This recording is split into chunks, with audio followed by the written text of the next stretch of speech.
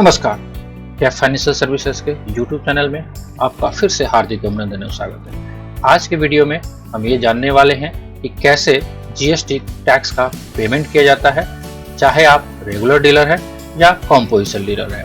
क्या regular dealer को GST कभी जमा नहीं करना पड़ता है और कॉम्पोजिशन डीलर को हर बार टैक्स जमा करना पड़ता है। तो इस वीडियो के माध्यम से जानेंगे, समझेंगे और ये कोशिश करेंगे कि इस भ्रम को दूर किया जा सके। तो आइए डिटेल में 5 से 7 मिनट लगाकर हम इस वीडियो को चर्चा करते हैं। सबसे पहले आप सभी लोगों का स्वागत है गैप फाइनेंशियल सर्विसेज के YouTube चैनल में। देखिए, आज का जो टॉपिक हमने उठाया है कि जीएसटी में टैक्स कैसे लगता है। तो जीएसटी में टैक्स लगने के लिए 2 मैकेनिज्म है आज के ज़माने में। एक है या तो आप रेगुलर डीलर हैं या आप कॉम्पोजिशन डीलर हैं। दोनों के पॉइंट ऑफ व्यू से ये डिस्कशन देखना पड़ेगा, समझना पड़ेगा। अगर हम बात करें कि सबसे पहले कि टैक्स का रेट क्या है जीएसटी में, तो बहुत सारे टैक्स का रेट प्रिस्क्राइब है, जैसे 1%, 2%, 3%, 5% भी है, 6% भी है, 12% भी है, 18% भी है, 28% भी है। इस सारे टैक्स में आधे जो टैक्स है वो सेंट्रल गवर्नमेंट को यानी कि सीजीएसटी एंड आधे जो टैक्स है वो स्टेट गवर्नमेंट को यानी कि एसजीएसटी के नाम से जाता है। आगे बढ़ते हैं हम। सबसे पहला बात है कि क्या सिस्टम और मेथड है टैक्स लगाने का। अगर ध्यान से आप देखें तो टैक्स को लगाने के लिए अगर रेगुलर डीलर हैं तो उसके लिए अलग सिस्टम मेथड है, अगर आप कॉम्पोजिशन डीलर हैं तो आपके लिए अलग सिस्टम और मेथड है। इन मेथड और सिस्टम को बारीकियों से समझेंगे ताकि आपके मन में अगर कोई भी कंफ्यूजन चल रहा है तो वो दूर हो सके। सबसे पहले बात करते हैं हम कॉम्पोजिशन डीलर की। अगर हम कॉम्पोजिशन डीलर की बात करें, बहुत ध्यान से 1% टैक्स, कुछ केसेस में 2% और 6% भी है। और सबसे इंपॉर्टेंट सेल पे यानी कि बिक्री अमाउंट पे, अगर कोई प्रोडक्ट आपने 100 रुपया में बेचा और उस पे 1% टैक्स जमा करना है। फॉर एग्जांपल लेते हैं कि अगर आपने पूरे साल में 10 लाख का माल बेचा है, गुड्स बेचा है, तो कॉम्पोजिशन डीलर में हो आप, तो आपको टैक्स जो है अगर 1% के हिसाब से देखा जाए तो 10,000 रुपये आपको टैक्स जमा कराना पड़ेगा, राइट। कुछ इसमें इंपॉर्टेंट बात, टैक्स जो है बिजनेसमैन अपने ग्राहक से नहीं लेकर अपने मुनाफे से जमा कराएगा। कुछ कॉन्सेप्ट है, बहुत डिटेल में इसका नहीं जाते। यानी कि कॉम्पोजिशन डीलर को इनपुट टैक्स क्रेडिट आईटीसी का फायदा नहीं होगा। वो जो भी बेचेंगे उन पे 1% टैक्स फ्लैट उनको जमा कराना पड़ेगा, राइट। चलिए, जबकि रेगुलर डीलर की बात करें तो रेगुलर डीलर को जो टैक्स का है वो है प्रॉफिट पे जमा होता है। बहुत डिफरेंस है दोनों में। कॉम्पोजिशन डीलर को सेल पर और रेगुलर डीलर को मुनाफे पे, बहुत बड़ा अंतर है। एग्जाम्पल के माध्यम से हम समझेंगे डिटेल में। अगर हम एग्जाम्पल ले एक छोटा सा यहाँ पे, अगर 10 लाख का माल रेगुलर डीलर वाले ने भी बेचा, अगर लेट सपोज हम मान के चलते हैं कि उनका प्रॉफिट जो है वो 4% है, जो कि 40,000 होता है। 40,000 रुपया अगर प्रॉफिट हुआ, अगर टैक्स का रेट 5% है तो ऑब्वियसली बात है 40,000 का 5% यानी कि 2,000। कॉम्पोजिशन वाले टोटल सेल पे 1% जमा करा रहे थे 10,000, जबकि इसका प्रॉफिट जितना होगा उस पे आपको जो टैक्स का रेट है वो जमा कराना पड़ेगा। अगर मान लेते हैं ये 18% वाले गुड्स है तो 40,000 का 18% यानी कि 7200। अगर आपका गुड्स 12% वाले हैं तो 40,000 का 12% 4800। अगर आपका गुड्स 28% वाला है तो 40,000 का 28% यानी 11,200। तो एक बेसिक डिफरेंसेस ये है, कॉम्पोजिशन को सेल पे टैक्स जमा कराना पड़ता है जबकि रेगुलर डीलर को प्रॉफिट पे, राइट। सबसे इंपॉर्टेंट, टैक्स जो है बिजनेसमैन ग्राहक से लेकर ही जमा कराएगा रेगुलर डीलर में, ना कि अपने मुनाफे से। तो 2 डिफरेंसेस कॉम्पोजिशन और रेगुलर। आपका जिधर भी रजिस्ट्रेशन है इस पॉइंट ऑफ व्यू से आपको सोचना है, समझना है। चलिए आगे बढ़ते हैं। टाइमिंग ऑफ टैक्स डिपोजिट, कब आपको टैक्स जमा कराना पड़ता है। अगर हम कॉम्पोजिशन डीलर की बात करें तो जैसे जैसे आपका बिक्री होते जाएगा वैसे वैसे आपको जीएसटी जमा कराना पड़ता है। टैक्स जमा होते ही चला जाएगा, भले आपके पास स्टॉक बच रहा है नहीं बच रहा है वो अलग इशू है। जबकि हम रेगुलर डीलर की बात करें तो इसमें कुछ खास है और इसको डिटेल में समझना पड़ेगा।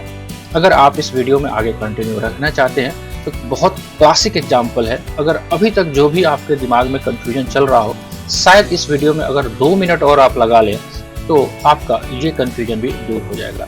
सबसे बड़ी बात, ये भ्रम न रखें कि मेरा जीएसटी रजिस्ट्रेशन रेगुलर में है तो जीएसटी नहीं देना पड़ेगा। बहुत सारे लोगों के मन में ये डाउट रहता है कि हमारा जीएसटी रजिस्ट्रेशन है और मैंने तो 1, 2 साल, 3 साल से मैंने कोई टैक्स ही नहीं जमा कराया। तो ऐसा बिल्कुल नहीं है कि आप रेगुलर डीलर में है तो आपको टैक्स नहीं जमा कराना पड़ेगा। हाँ, वो टैक्स का डेफरमेंट यानी कि आप टालते जा रहे हो, आज नहीं तो कल जीएसटी तो देना है आपको, राइट। केवल आपका समय का फेर है। तो इसमें कुछ खास है, इसको डिटेल में समझना पड़ेगा और डिटेल जो है वो एग्जाम्पल के माध्यम से समझना पड़ेगा, राइट। चलिए बढ़ते हैं आगे हम वीडियो में। अगर हम ध्यान से देखें तो अगर टाइमिंग और टैक्स और डिपॉजिट्स में अगर हम रेगुलर की बात करने जा रहे हैं तो सिंपल सा बात है। एक बहुत पहले छोटा सा एग्जाम्पल, अगर हमने परचेज किया, मान लेते हैं बिस्किट जो है 100 पीस बिस्किट परचेज किया और जिसका दाम था 10 रुपया, और ये भी मान के चलते हैं कि इस पे 5% जीएसटी लगता है, तो ऑब्वियसली बात है 10 रुपये के हिसाब से 100 बिस्किट जो आप खरीद के लाओगे तो 1000 का बिलिंग होगा और उस पर 5% जीएसटी यानी कि 50 रुपये जीएसटी लगेगा। आप अपने सप्लायर को 1050 रुपया पे करके लेके आ गए। अब सपोज दैट सेल जो आपने किया, सारा का सारा सामान बेच दिया, राइट। बिस्किट 100 खरीदा था इस महीने में और 100 बिस्किट बेच दिया और आपने सेल प्राइस रखा 11 रुपये, यानी कि 10% प्रॉफिट हुआ। 10 रुपये का गुड्स 11 रुपये में बेचा। जब बिल काटोगे अपने बायर को तो 100 बिस्कुट मल्टीप्लाइड बाई 11 यानी कि 1100 रुपया, 5% जीएसटी लगेगा यानी कि 55 रुपया, तो 1155 रुपया आपका हो गया। अब टैक्स का मैकेनिज्म, अगर सारा का सारा गुड्स बिक गया तो प्रॉफिट जो हुआ वो सेल किस पे, जैसा कि हमने पीछे भी बात किया कि आपका जीएसटी अगर रेगुलर डीलर में है तो आपको प्रॉफिट पे टैक्स देना है। तो profit on sale of 100 biscuit कितना हुआ, 10 रुपये का गुड्स था, आपने 11 रुपये में बेचा, आपको प्रॉफिट हुआ 1 रुपया। सिंपल सा बात है। तो टोटल 1 रुपये के हिसाब से 100 बिस्किट पे आपको 100 रुपये का बचत हुआ, राइट। जैसा कि अभी बात हुआ कि आपको टैक्स कैसे जमा कराना है, एक मैकेनिज्म है, बहुत डिटेल में इस वीडियो में नहीं देख रहे हैं हम लोग, कि आपने जो टैक्स लिया था अपने ग्राहक से 55 रुपया, आपने जब अपने बायर से खरीदा था तो 50 रुपये यानी कि 5 रुपया देना है। इसको थोड़ा सा डिस्कशन करते हैं प्रूफ करके। देखिए 50 रुपया और 55 रुपया, राइट।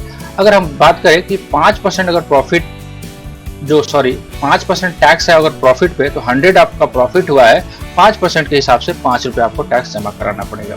इसमें आपने ध्यान दिया होगा कि सारे माल आपके गुड्स जो है बिक गए और स्टॉक कुछ भी नहीं बचा, तो उसी महीने में आपका टैक्स लग जाएगा। तो सबसे पहला ये भ्रम कि अगर आप रेगुलर डीलर में हैं तो आपको टैक्स नहीं जमा कराना पड़ेगा, ये भ्रम शायद आपका दूर हो गया होगा। चलिए, बहुत सारे लोगों के मन में ये डाउट रहता है कि सर आपने बता तो दिया कि टैक्स जमा हो गया, लेकिन मेरा जीएसटी तो 3 साल से है, 2 साल से है, पिछले 1 साल से है, हमने तो अभी तक कभी जीएसटी जमा कराया ही नहीं। तो उस मैकेनिज्म को भी थोड़ा सा समझते हैं। मैंने एक बहुत अच्छा एग्जाम्पल बनाया है और अब के बाद से फिर से आपको 2 मिनट अगर इस वीडियो में बने रहेंगे तो शायद आपको समझ में आ जाएगा कि आपके साथ हो क्या रहा है कि आपका टैक्स जमा नहीं हो पा रहा है। वो कुछ और नहीं हो रहा है, आपके केवल टैक्स का डेफरमेंट हो रहा है, यानी कि स्थगित कर रहे हो आप।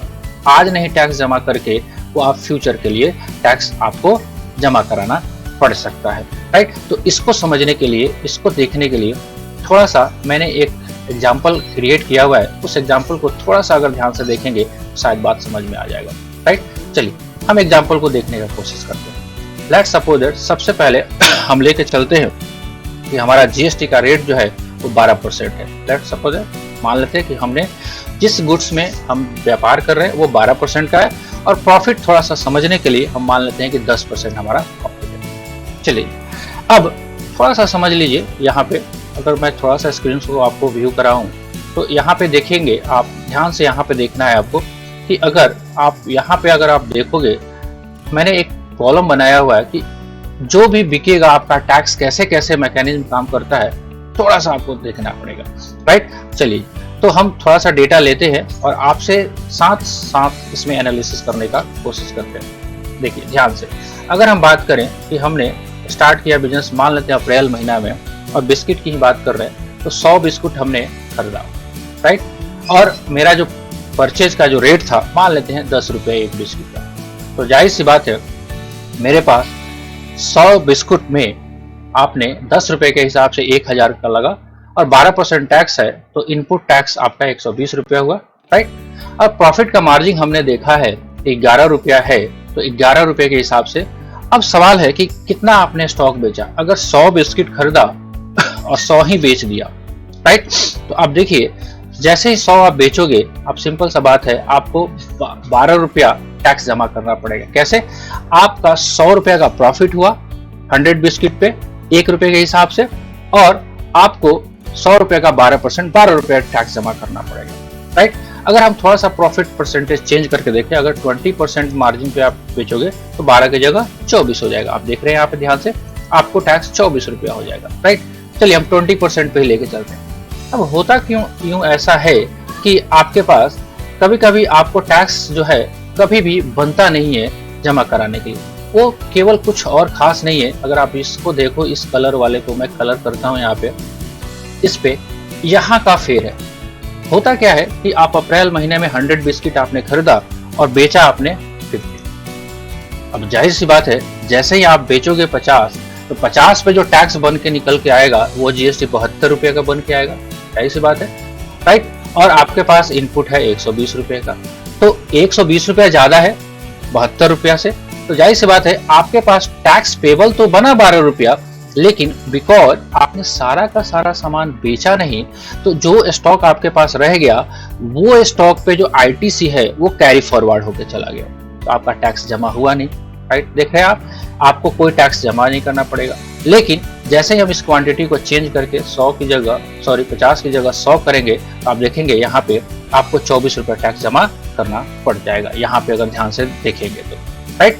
चलिए, तो ऐसा ही होता है कि आपका जो है परचेज जो है वो ज्यादा होते जाता है और सेल जो है वो कम होते जाता है। फिर आप अगले महीना में गए, फिर आप मान लेते 150 गुड्स खरीदा, फिर आप बेचते हो क्या हो, जब आप बेचने जाते हो तो 75, तो आपका टैक्स तो बनेगा ही नहीं कभी, राइट। फिर आपने अगले महीना में 200 बिस्किट खरीदा, राइट, और जब बेचने गए तो आपने 100 ही बेचा, राइट। तो ये सिलसिला जब तक आपका चलते रहेगा, जब तक चलते रहेगा, आपका टैक्स तो बनेगा नहीं। तो इसका मतलब क्या है कि क्या आपका टैक्स नहीं बन रहा है? बन रहा है। आप अगर ध्यान से देखो, इस लैंग्वेज को मैंने लिखा है, अगर ये एनालिसिस है हमारे पास, अभी तक जितना बिक्री हुआ उतना बिक्री पे जीएसटी जमा करवाना था, राइट। अगर आपने टोटल जो गुड्स बेचा है, अगर ध्यान से देखो, अभी तक 225 यूनिट बेचा, आपने खरीदा 450 और बेचा आपने 225, तो उस पे जमा करवाना था 54 रुपया। आपने अभी तक जितना बिक्री हुआ उस पे जीएसटी जमा करा दिया, 1 रुपया भी अभी तक नहीं जमा कराया। जब बाद में बिक्री करोगे उस समय जीएसटी जमा करवाना पड़ेगा, तो हो सकता है 2 साल के बाद बेचो, आप 1 साल के बाद बेचो, तो 54 रुपये जमा कराना पड़ेगा। और जो भी स्टॉक आपका और भी बच गया उस पे टोटल जो है अभी बेचो या बाद में 108 रुपये आपको जमा कराना पड़ेगा। अगर इसी एग्जाम्पल को फिर से हम चेंज करके देखें कि जैसे जैसे हमारे पास 100 बिस्किट आया और 100 हमने बेचते ही गए, 100 यहाँ पे बेच दिया और 150 यहाँ पे बेच दिया और यहाँ पे हमने 200 बेच दिया, राइट, यहाँ पे हमने 200 बेच दिया, तो जमा तो कराना है टोटल 108 रुपया ही।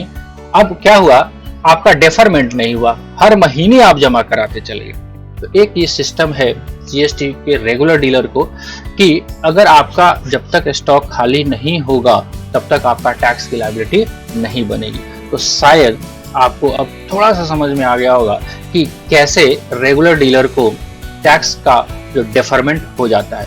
तो अमूमन होता ऐसे ही है कि आपका जितना जो परचेज होता है उससे सेल जो है आपका कम होता है, और आपने जो परचेज पे जो टैक्स पे किया है अपने सप्लायर को वो कंपैरेटिवली ज्यादा होता है आपके आउटपुट लायबिलिटी से, इसीलिए आपका टैक्स का डेफरमेंट होते जाता है। जबकि कॉम्पोजिशन डीलर वाले जो है वो सीधे सीधे सेल पे 1% टैक्स देते हैं, तो उनका टैक्स जो है टाइम टू टाइम जमा होते जाता है। तो ये दिमाग से एक भ्रम कि आपके जीएसटी जो है अगर रेगुलर डीलर में है तो आपको टैक्स नहीं जमा कराना पड़ेगा, शायद ये भ्रम आपके दिमाग से निकल गया होगा, राइट। तो एक एग्जांपल मैंने लिया था और आपसे डिस्कशन करने की कोशिश की थी कि कैसे अगर आप जीएसटी में रजिस्टर्ड है as a regular dealer, composition dealer, तो आपका मैकेनिज्म कैसे काम कर रहा है।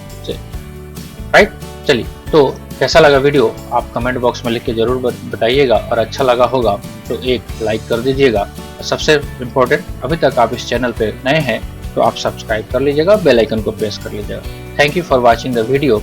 अगर ये वीडियो आपको अच्छा लगा होगा तो लाइक सब्सक्राइब तो बनता है। मिलेंगे हम फिर से ऐसे ही अपडेट में, तब तक के लिए जय हिंद, जय भारत।